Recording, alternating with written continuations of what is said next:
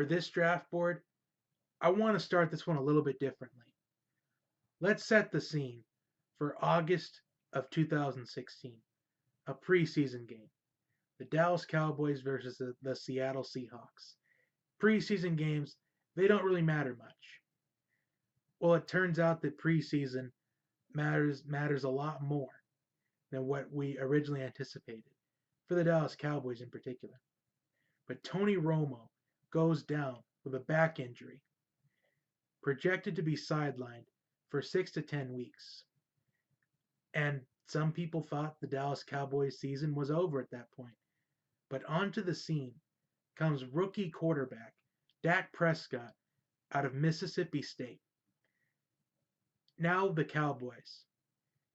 Well, they did lose their first game of 2016 to the Giants by 1 point, but that's okay because after that the Cowboys just kept winning games. They kept winning game after game after game after game, leading the Dallas Cowboys to a 13-3 regular season in 2016.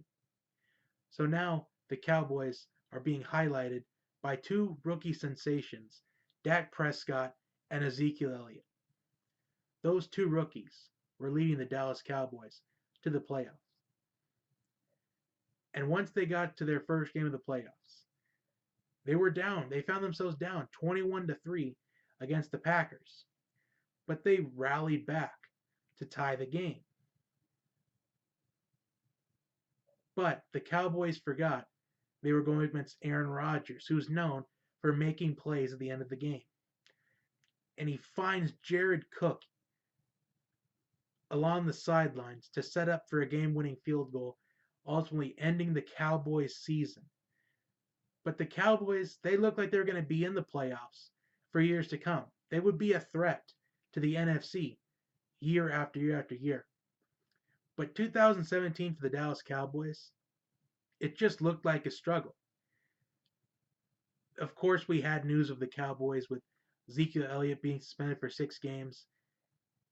We heard that announcement in August, but he kept fighting the courts. He kept fighting the court and justice system, and he kept getting it repealed.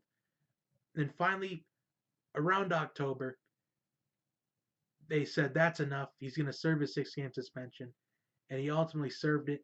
And in the time that Zeke was absent, the Cowboys just looked like a completely different team, and in a negative way. The Cowboys just struggled. The first 3 games that Zeke missed out on, they struggled to generate points. They struggled to generate offense. So it looked like that Ezekiel Elliott was a bigger piece to the Dallas Cowboys than what we originally had. Considering in games that Ezekiel did play, the Cowboys did lose a couple of them.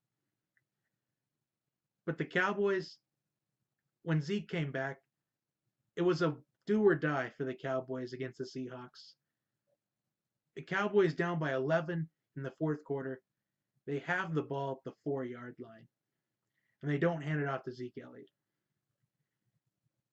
And it leads to a bunch of just chaos on that drive, leading to a missed field goal. And then ultimately ending the Cowboys season right there. So the Cowboys, they have the pieces there to make it back to the playoffs. The Cowboys are getting Zeke back for a full season, are not having to worry about any suspensions. I don't want to jinx anything, but they're not facing any suspensions right now. But if you look on the draft board behind me, pick number 19 for the Cowboys. There's some I put 4 things on that they could address in the offseason. Now, as you can see, my top priorities are a defensive tackle, tight end, offensive tackle, and a linebacker. Those are the 4 things I think this pick could come down to, because I'm not too sure what the pick's going to be. But if I had to guess, I'm going to talk about it at the end. But let's just talk about defensive tackles here. Now, the Cowboys, they have a young secondary. They drafted 2 corners last in the draft in Jordan Lewis and Chidobe Awuzie. Their secondary is very young. But the Cowboys' defense has been a problem for the last couple of years now. And the Cowboys just need to draft some youth. because the Cowboys, is a defensive player, a lot of defensive players are getting suspensions for drug use in the league.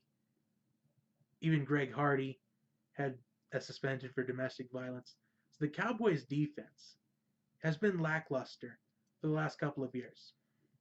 And it's about time the Cowboys can draft some young defensive talent. And for a defensive tackle, it's possible we could see someone like Arden Key still be available, pick number 19, when it's the Cowboys' turn. That's just a suggestion. Maybe even Marcus Davenport. Although I think Marcus Davenport, I think he might be a top 15 pick, maybe even top 10 pick.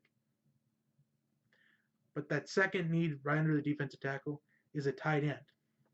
And the tight end position is going to be important for the Cowboys coming up because Jason Witten is heading toward the end of his storybook career almost.